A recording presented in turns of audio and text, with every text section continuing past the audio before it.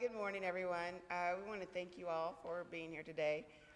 Today, the purpose is to kind of give you a preview of some of the things that are important to Democrats. And so today, the Democratic caucus recognized that the opioid disorder crisis is multifaceted, and that we needed to not only address just the PDMP, but some other issues related to it. The PDMP is simply one of the tools in our toolbox, but various members have come up with some additional legislation that we think is important. So our legislation helps individuals remove addictive drugs from their medicine cabinets.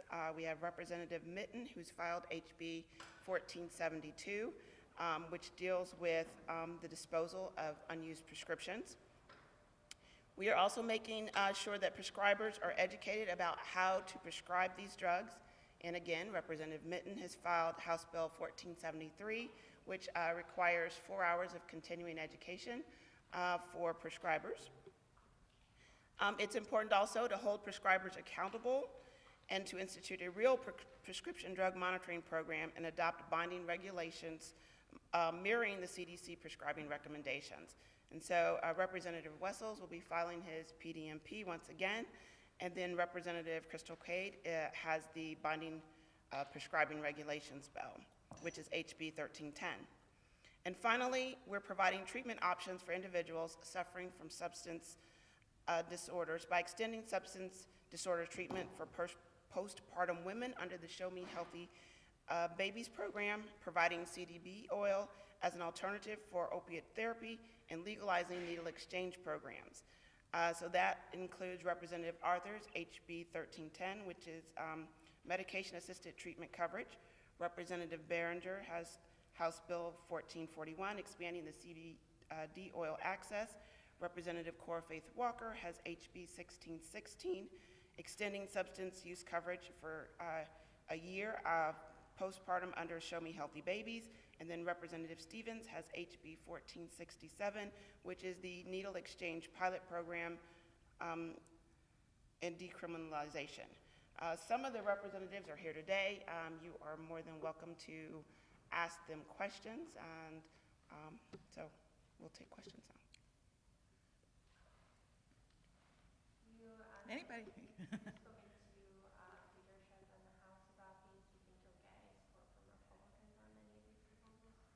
I think we will get some. Obviously, PDMP was something that both sides wanted to do last year. We just didn't quite get it over the finish line. I think the governor has come out and said this opioid crisis is important.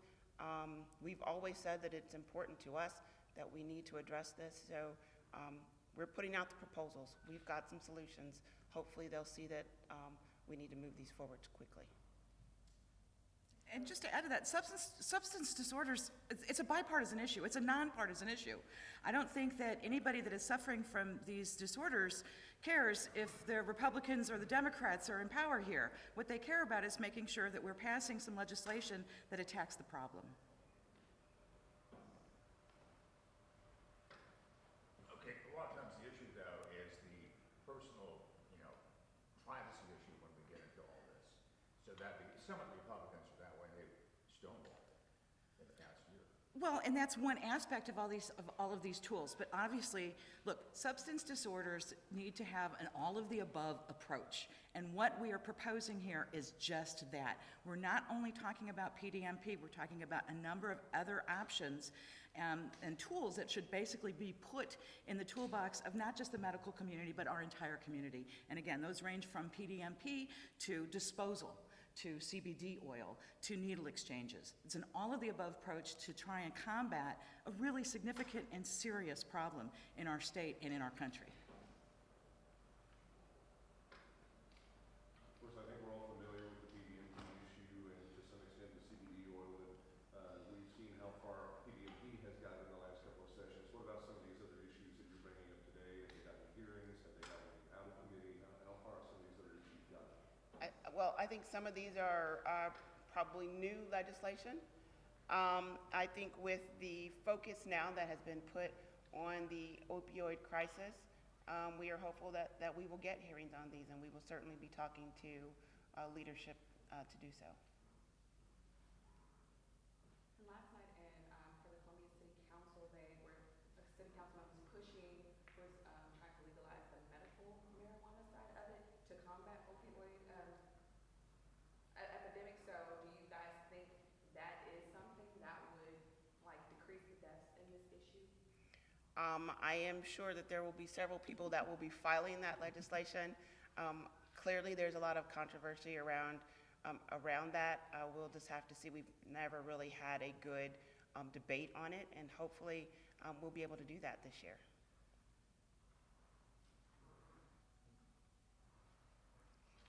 Is that it? Anything else? All right. Since we're talking about healthcare, what about, there's some bills also about Medicaid expansion. I think one of you has that. I don't know. I have one. I think there are probably several. Several? Okay. That came close to being overridden in the Kansas legislature last year. Do you have any thoughts about that? Because that does get to be mostly Democrats, some Republicans on your side. So, any thoughts about that might be more of a factor this year? I think we've made that an issue for a number of years. It has always been a priority of ours in order to be able to provide affordable health care to everyone. Unfortunately, we really have not been able to get serious debate. We hear it on the floor as an amendment and things like that, but we've never really got a good committee hearing on it. We do think it is yet something else that can help with the issue. So hopefully, folks will change their mind and we'll get an opportunity to actually have a hearing on it. Aside from these proposals to help with the opioid epidemic and the Medicaid-related issues, are there any other big topics that House Democrats are really going to be pushing next session or top priorities? So you will hear a lot from us on ethics, probably within the next couple of weeks. That was, unfortunately, Representative Kip Kendrick is not here today, and Representative Ella Brock have a comprehensive set of legislation that will be filed centering around the whole ethics issue. Representative Lavender, Representative Quaid, Representative Meredith will be working on some things that will help with the cuts that we saw to our seniors and to our disabled in budget. I don't know if one of you would like to address that. Sure. So we have 3 different bills that will be filed. Mine still has yet to be finished, but it's 3 different funding options, all that were addressed last year to restore the cuts under House Committee Bill 3, as well as the CDS cuts that we saw and the MoRx funding cuts that we saw for those seniors and folks with disabilities. So the 3 of us have filed different bills that will pull from different funding sources to restore those. What are the different funding sources? Yeah, so mine actually it goes after the streamlined sales tax, which has been something that we have been debating for many years. So of course it would bring in more revenue than just to restore those cuts, but we would put that into the GR. Representative Peter Meredith is looking at the 2% timely filing discount for businesses, and then Representative Lavender can go ahead and speak to hers. As you all know that I had filed and looked for fund sweeps from last year, we still have $3.6 billion in over 469 funds. There are funds in health, mental health, and social services that are sitting there. What better use to use these funds than to put it towards our seniors and people with disability living at home, just needing a little bit of help with their home care. I've actually also addressed the circuit breaker inside of my bill, 1241, that does shave a little bit from the circuit breaker. It takes the top number of 1,100 for people who own down to 1,000, and if you rent, we take the top from 750 down to 650. So I am willing to compromise on a circuit breaker for our seniors without devastating them. And so that by itself raised us $7 million. So I think that's an adequate funding source combined with some of these other fund balances that we have of money just sitting in Jefferson City not being used. So there's a... How likely is it that a fund sweep's going to work when the governor earlier this year called it an unconstitutional Well, beginning? I think he had a point in that it was passed without a hearing, without perhaps the public being able to speak in. But I didn't take that as a general fund sweep objection or an objection to a fund sweep.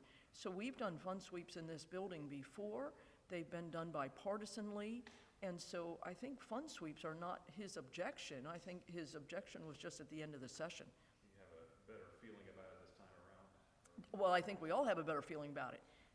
The unfortunate aspects of term limits is when I spoke on the House floor about fund balances, there were a lot of people who had no idea what I was talking about, and I had just learned. So I think as we've brought this to light, I think there are a lot of people that are now aware of the practices and then how we go about managing it. I have a bill working right now that agencies get to keep 2 times their expended amounts, not 2.5 times their appropriated amounts. So there's different ways that we can start looking at and overall decreasing those balances as well. Thank you. Have any of you guys working or already filed or can file anything to do with the Department of Mental Health and oversight into independent supported living facilities, specifically following up what happened with Carl Brody and Holton earlier this year? At this point, I'm not sure. Probably our healthcare guru is probably Representative Walker, so I'm not sure if she has a bill for that yet right now or not. Republicans are talking a lot about changes to tax law here in Missouri. 2 of the proposals you mentioned, the streamlined sales tax and the 2% timely filing aspect, I think I saw both of those in some of the Republican bills. There are areas where you could see some overlap between Republicans and Democrats on taxes, and then are there any big non-starters for Democrats as we likely will be looking at changing tax law? Well, I think you are going to see some overlap. I think you'll see that there are a number of proposals, but earmarking those funds for different things. I've heard of using it for transportation. We are talking about fixing some of our healthcare issues. So I think that's where our differences are going to be, but I think it is definitely something that is going to be talked about and considered on both sides. So there were those filed to further cut the state's income taxes. What do you think about proposals like that? You know, while we all would like to pay less taxes, it's hard to really start talking about cutting income taxes when we're looking at such huge deficits and we're having to reduce necessary services to our seniors and our disabled. I think we need to be realistic about that. I don't think it's the right time. Do you think the proposal to cut these taxes might be offset a little bit by raising the fuel tax and eliminating some tax credits or limiting them or eliminating some exemptions? Or is it just not enough? I don't think it's enough. Our transportation situation, you know, I've heard of, you know, taking the 2% discount that we give businesses to use for transportation. That's not nearly enough to deal with the challenging roads and bridges that we have. You know, our healthcare issues, those numbers are just much too large, so it's just simply not enough. You know, Travis Fitzwater and Eigel were talking about Eigel's bill here, right here, like a week ago, painting a much different picture about how we've got 8%, whatever it was, coming in over last year. Of course, that'll change, but very, you know, optimistic about how it's going to end up as far as money at the end of the year, and that we'll have enough money to absorb all of this. For example, going from 65.9% with the income tax, and then his would go from 5.9 to 4.8. So just a much different set of reality, I guess. Definitely a different set of reality.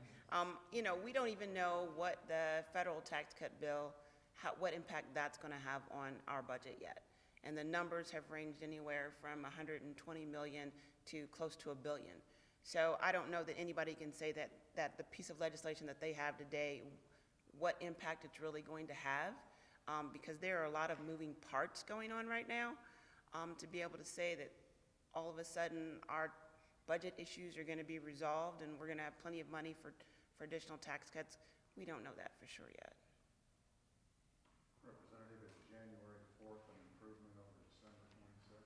January 4th is absolutely a great improvement.